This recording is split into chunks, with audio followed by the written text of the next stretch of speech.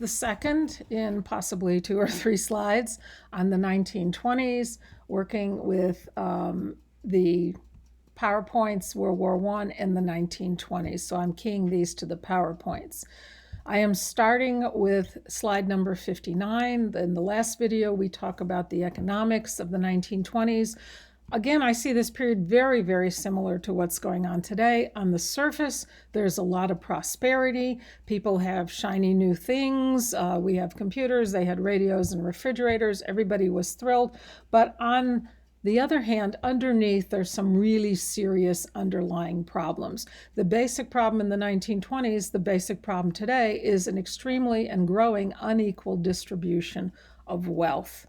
And this does not end well in the 1920s. We need to learn more history. The other factor is what is going on with social issues. And if you look at the basic issues in the 1920s, they're very similar to what is going on today. So this is a period, again, we kind of skip over this in American history and go from war to war, but this is a period that might have some really good lessons for us today. So I am starting with slide number 59, and basically the clash, the conflict between old and new values. There are 4 parts to this: the changes in religion, the changes in sexual behavior. This is the sex, drugs, and rock and roll part of the class. The changes or increasing racism, anti-immigration, and anti-science as well. So you can see without even starting that there's a lot of parallels to our society today. Basically, you have a huge split in America, which is the same split that we have today. The split between rural, small town America and large urban areas also that are full of immigrants. Most of the immigrants are in the urban areas. Economic changes bring social changes. The economy changed rapidly during and after World War I up till 1930. So did society. And a lot of people are very, very uneasy with the rapid changes going around them, with the war, with the flood of immigrants coming in, with the rapid industrialization. When people become worried and scared, they tend to go backwards. They retreat to what they saw as a stable past, the old values, which are disintegrating under the new economic conditions that exist. So these 4 areas of conflict have a lot to say about what is going on in America today. The first is sexual behavior. And the next 3-4 slides have to do with that. In the 1920s, there is clearly not more sex, probably not, but more open sex, more visual sex for most people. This doesn't necessarily mean people are happier or more stable. It usually sometimes means the opposite, but it is certainly more open, especially for the middle class. Okay, so this is when you have, as you can see in slides number 61 and 62, flappers. What is a flapper? It is not a prostitute. It is a usually young, but a woman, often single, who was for the times liberated. She wore short skirts. She cut her hair. Remember, women always wore their hair long, never cut it. They might pin it up, but they never cut it. She had bare arms. She might smoke or drink in public. This was absolutely new behavior. Only prostitutes did this before 1900. But in the 1900s, women say, to hell with that. We have the vote now in 1920, and we have much more power. So now you have people making out in public, necking in public. You have open talk about sex. Even Sears catalog, which every family in America got a Sears catalog, sold books by Sigmund Freud. And if you know anything about Sigmund Freud, his whole thing is sexual behavior. So you could actually go to Sears catalog and buy a book about sex. They also sold books with titles like, and I'm not making this up, these were actual titles, Primitive Love and Before Your Marriage. So these are kind of sex handbooks.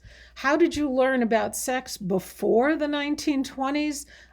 Guys went to whorehouses. That's what the function of whorehouses was, to quote unquote teach young boys how the whole thing worked. And women were supposed to be pure. Until marriage, I assumed that their new husbands were supposed to teach them. I'm not sure what was going on there. But nobody talked about sex. You had husbands and wives who had been married for 50 years who would never have thought about kissing or holding hands in public before the 1920s. Now you have guys on the park bench making out with their girlfriends. People were horrified by this. Many people were horrified by this. You also had, and a great example there is slide number 64, Claire Bow and other movie stars for the first time. First, you have movies. Second of all, you have movie stars that are now sex symbols. That's the only way to say it. Clara Bow, her nickname was the It Girl, and everybody knew what it was because you couldn't possibly say the word sex, let alone anything like is discussed publicly today, a penis or a vagina. You would have had a woman faint in the street if you had said those words. If my mother had heard those words, she probably would have fallen over in a dead faint. This was never discussed. Now we have plays like the vagina monologues. So this is a different age. This was considered the same kind of avant-garde behavior in the 1920s. Movies aimed at the middle class, but you have sexy heroines with low-cut gowns. You had, fan dancers with very little gowns on. You had flappers. These were modern girls who basically disobeyed the rules. The reaction to all of this, of course, was to crack down because we don't like this behavior and to create more laws. A wonderful example is the state of Utah that passed a law that no woman could wear a skirt more than 3 inches from the floor. In other words, you had to stay with long skirts on. Divorce. Women get the vote, they get more power. Divorce became much easier and, not surprisingly, increased rapidly. Went from 9% of marriages in 1910 to 17% in 1928. And that's the recorded divorces, way, way underreported. I actually know of 2 cases, older friends of mine, whose mothers divorced in the late 20s or at the beginning of the Depression. They lived separate the rest of their lives into their 90s, never legally divorced. They were separated all of their adult lives, but never divorced because a divorced woman was equal to a prostitute in the 1920s. And of course, we know today roughly 50% of marriages end in divorce. Don't forget, that's 50% of marriages. So some marriages, some people marry 3-4 times, have 3, 4, 5 divorces. But as a whole, half of marriages end up in divorce today. This was a huge increase in the 1920s. It almost doubled in the 1920s. The other interesting part of this, there's some fascinating stuff with this, is the age of consent. The age of consent before 1920, before women got the vote, and I am not making these statistics up. This is horrifying stuff. The age of consent in 20 states was 10 years old. That's called child abuse today. In one state, Arkansas, thank God for Arkansas, it always makes Texas look better. Sorry if you're from Arkansas. In the state of Arkansas, the age of consent was 7. That's a first grader. Think about who this protects. This protects adult males. Hey, she consented to it. You can't arrest me for child abuse. So finally, when women get the vote, the age of consent is raised, at least into teens. Today, in most states, it's 17. Age of consent is you can marry without parents' consent. Declining birth rates. Women have the vote. There are more women working. This happened during the war. Some of them kept their jobs later. Women have more options. The other slide in there, which is interesting, everybody has a car now. In the beginning, cars were basically a wagon with a steering wheel. They didn't have roofs. By the late 1920s, of course, for the weather, all cars are enclosed.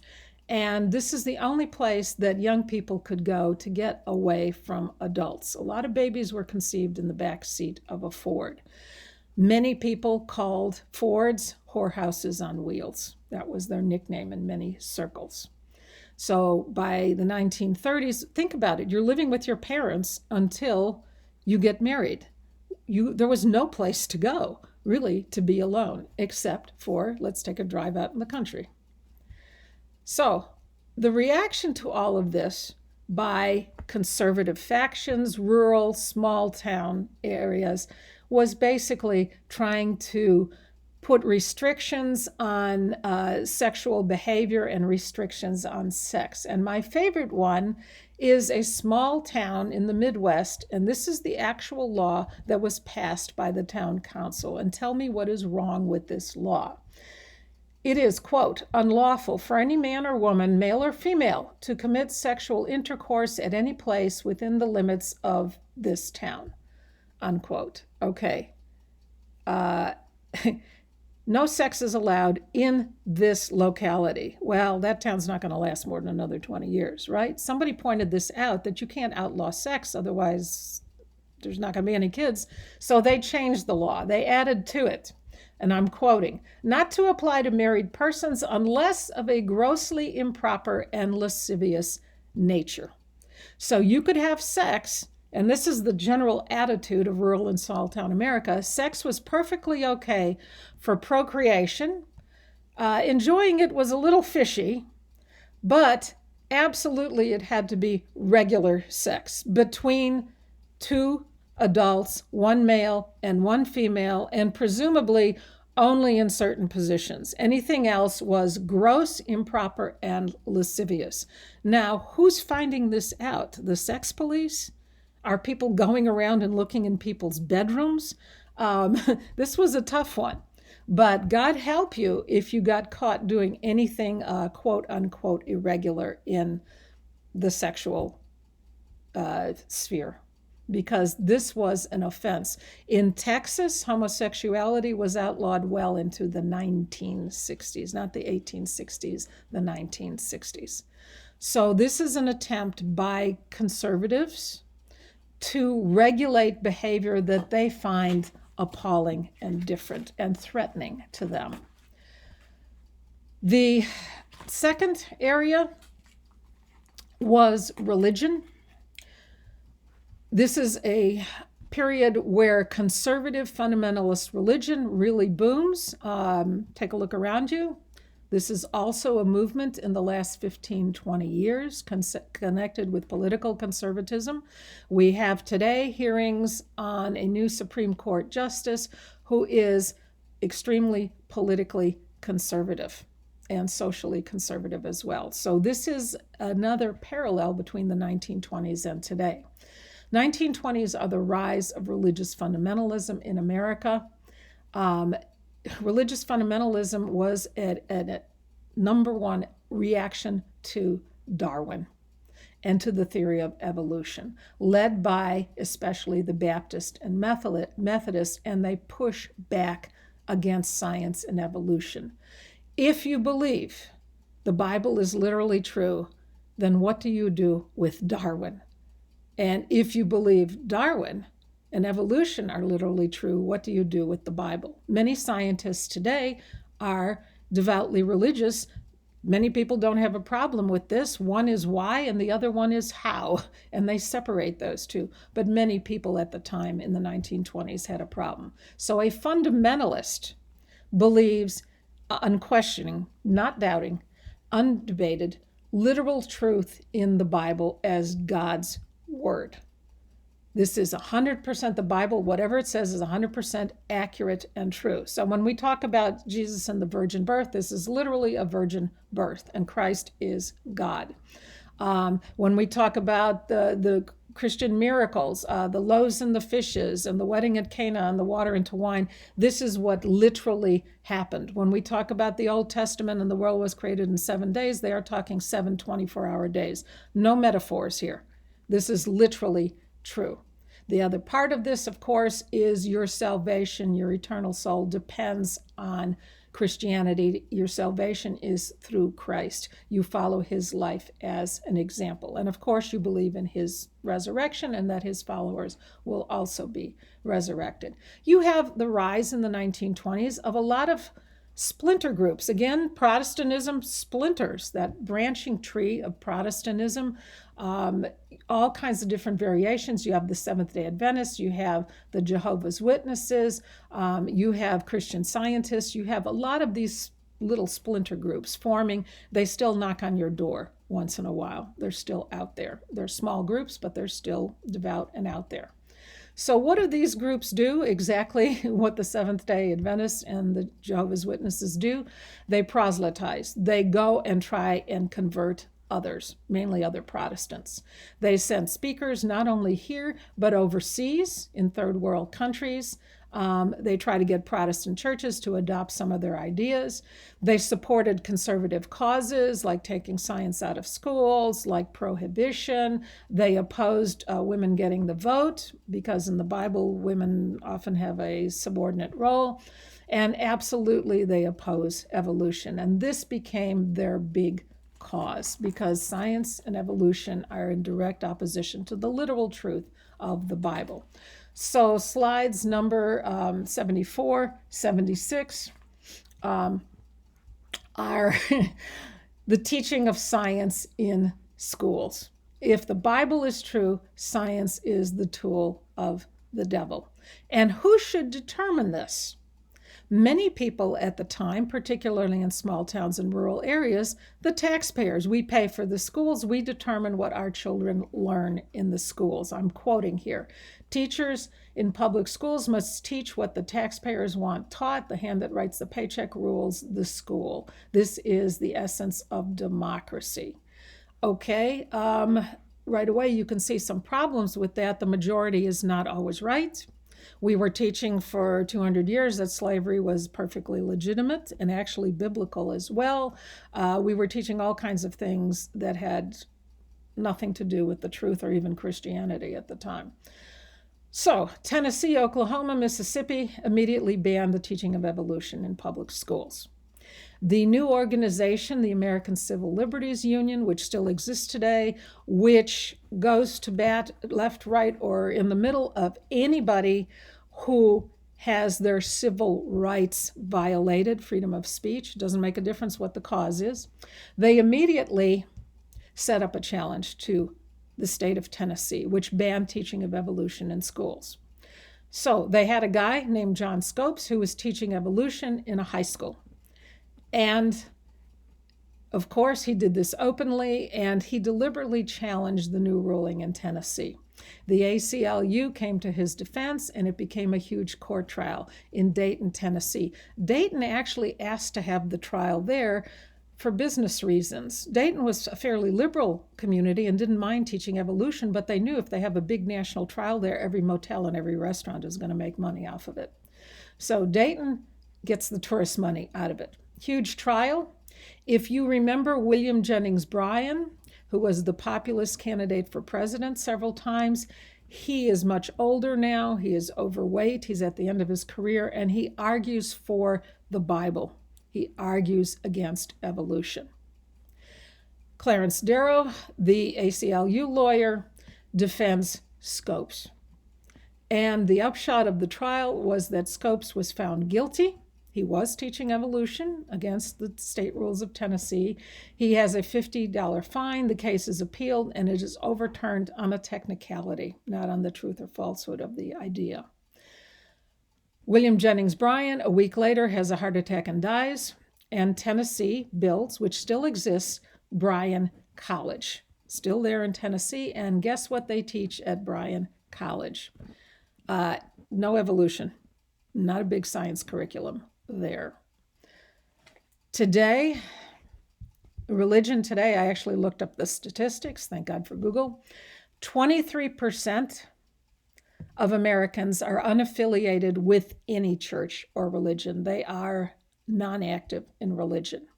This is 10% more than it was even 10 years ago. Your demographic, under 25, 36%, and increasing.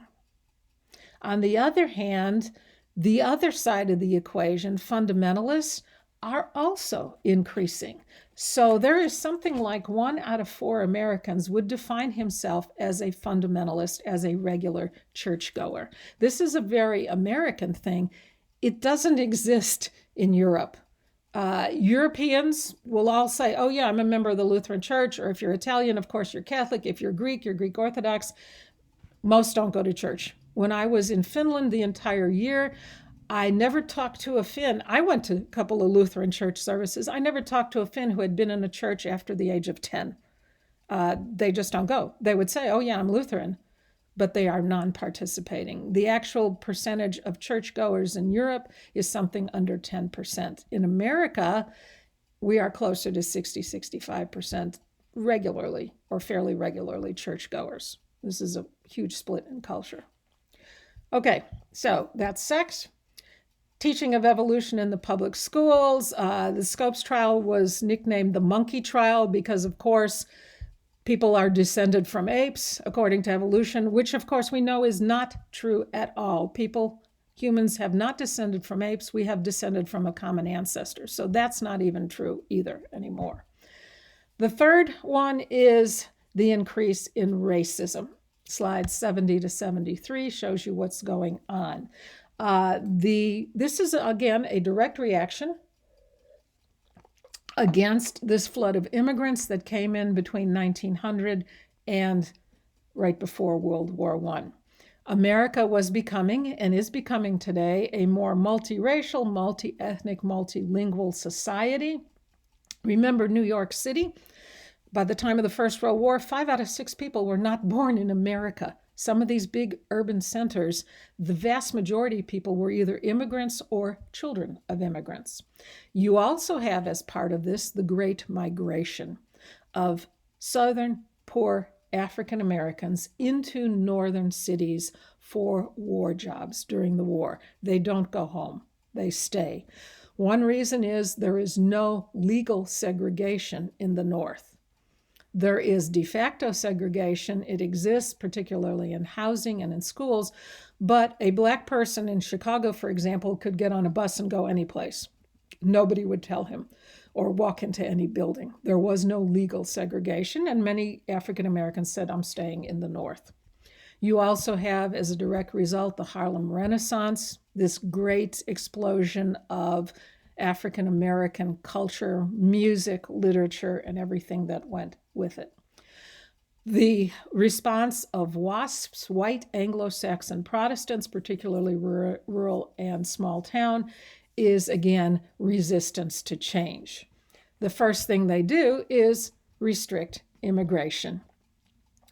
After World War I, there is an increasing fear of another flood of immigrants. And machinery is beginning to replace workers. There is less and less need for unskilled workers. So as we saw in the 1880s, Asians were banned, first of all. So it's not an anti-Asian thing. It is an basically European immigrant thing. 1924, new immigration restrictions. Instead of 1 million a year, immigration is capped at 150,000. Something like 1/7 of what it was before World War I. And it is, by nationality. So it's rationed by nationality, according to how many had come in 1900. So, for example, if you had 10,000 Greeks that came in 1900, you were allowed 3% of that number. So in 1925, only 300 Greeks could come in. So they are restricting it not only in total numbers, but by nationality. So this huge flood of Eastern Europeans, of Russians, of Italians, of Greeks, of Southern and Eastern Europeans basically is choked off. Very few could come in. We don't like these people. The other thing you have is the rise of the KKK. KKK was founded right after the Civil War by an ex-Confederate general. It was very effective. It was anti-Black, targeted African Americans, trying to keep them from voting. The big period of the KKK is the 1920s. It peaked in 1924, the same year the immigration restrictions were passed. 5 million people, 10% of the adult population, were KKK members, almost all in rural and small towns. Even President Harding in the White House was secretly sworn in as a KKK member. We had a KKK president. He didn't do it openly, but he was secretly a member. They had special license plates. They had their own organizations. This was huge. This was a social club as well as a racist organization. They had their own recruiters that would go out. Recruiters got 50% of the membership fee, so there's an incentive to get more members here. We have some statistics on the membership because we do have the names. 80% had a 7th grade education or less. So this is largely unskilled, uneducated, almost all rural and small town. Very Protestant. Unfortunately, most of them were Baptist or Methodist. Not surprisingly, the targets have changed. It continues to be anti-Black, of course, but that wasn't a huge issue, except in parts of the South. In the 1920s, the big area of the KKK was the Midwest. And the groups targeted were not Blacks, but Catholics and Jews, new immigrant groups. They were very much against the Pope and very much against Catholics in general. They were spreading the rumor. Fake news is an old story in America. These were serious rumors that many people believed, that there was a secret underwater tunnel between the Vatican and the state of Indiana. Why Indiana? I don't know, except they had a high number of KKK members. And Indiana was supposed to be the beginning or the site of a Catholic revolution, and the Catholics were going to take over the country and rebaptize all Protestant babies as Catholics and members of the Catholic Church. All Protestant kids who were not baptized would be declared illegitimate bastards. I mean, this is strange stuff. But very popular. Look at those slides. They were recruiting at the State Fair of Texas as well. I mean, openly. They march openly in Washington in front of the Capitol and the White House. 2 U.S. senators, the governor of Alabama, lots of government officials were card-carrying members of the KKK. Not terribly well educated. In one of their pamphlets, I am quoting to you from it. You tell me what's wrong with this. Our Pilgrim Fathers landed at Plymouth Rock with a Bible in one hand and the Stars and Stripes in the other. So they needed a good historian on the staff of the KKK. Over 40,000 Protestant ministers joined the KKK. Many became leaders and traveling lecturers. This is clearly a reaction against Catholic and Jewish immigrants. They accused the Pope of starting World War I. And of course, anti-Jewish, round up the usual suspects. Very easy to do this. This is part of their slogan, one of their songs. I'm quoting, "For the Klansman is an American, and America is his home, but the priest owes his allegiance to a Dago king in Rome." Really nasty, nasty stuff, with no basis, of course, in reality whatsoever. So racism is a direct and a strong thread in the 1920s. Again, contemporary analogies, a quote-unquote flood of immigrants, and the reaction, primarily rural and small-town America, is let's restrict immigration. I talked about this in the chapter on immigrants. The percentage today is something like 10% of what it was in the 1920s. And don't forget, the teens, the 20s, were one of the great ages of American industry and one of our most prosperous decades, although poor distribution of wealth. So the problems with racism, the problems with religion, and the problems with sexual changes disturb many, many people. The last thing I'll talk about, and I'll do this on the next slide, is some of the problems with prohibition. The movie does most of that, but I'll touch on a few things that it doesn't. Stay safe and take care.